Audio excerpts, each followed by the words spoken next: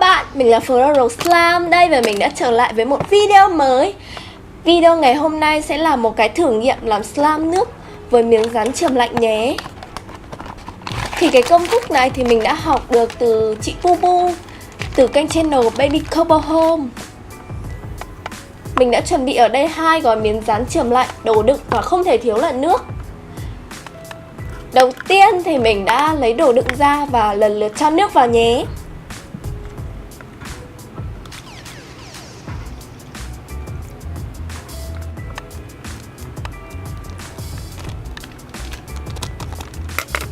Tiếp theo là cắt gói miếng dán chườm lạnh ra.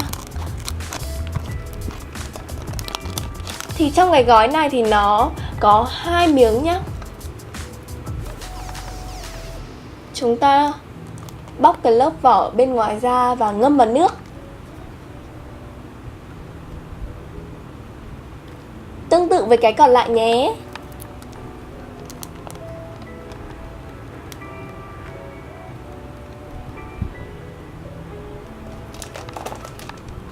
Ngày hôm nay thì mình sẽ ngâm 3 cái, thế nên là mình đành phải bóc cái gói tiếp theo thôi.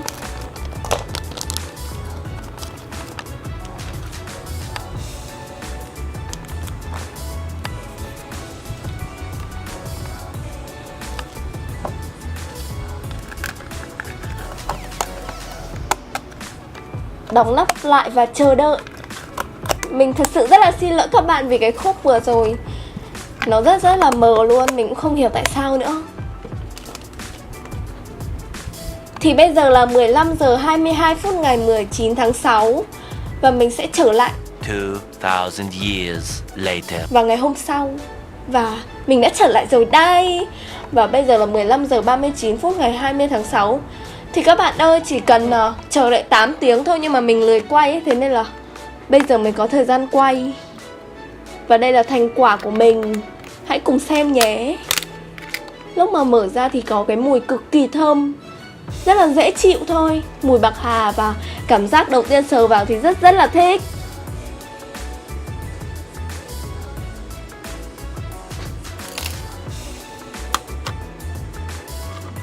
Và mình đã chuẩn bị một cái tô và sẽ loại bỏ cái lớp gì thì mình cũng không biết nữa.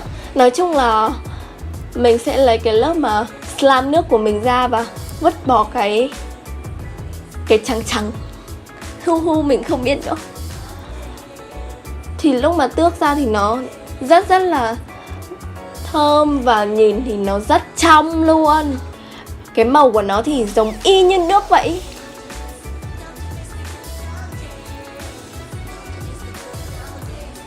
Cái công đoạn này thì mình thấy nó không hề khó đâu, nhưng mà nó hơi mất thời gian một chút.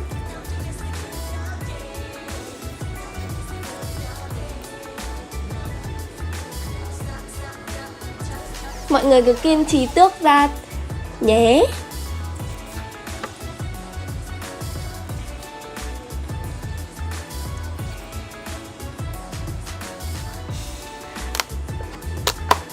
Và đây là cái thứ hai.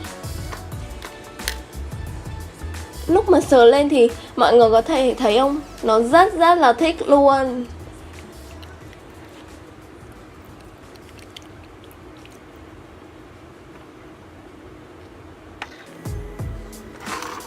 Vì cái đoạn này rất là nhàm chán, thế nên là mình đã cắt bớt rồi. Và cuối cùng thì đừng quên cho charm vào nhé. Vì mình không có charm, thế mình dùng tạm cái này. Mình sẽ cho cả gia đình này đi tắm luôn.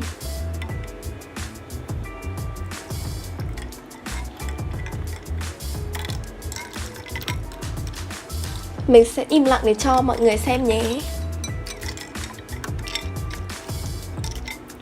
Cái tiếng mà mấy cái charm này kêu lục cục nghe rất là vui luôn. Rất là đã luôn đấy.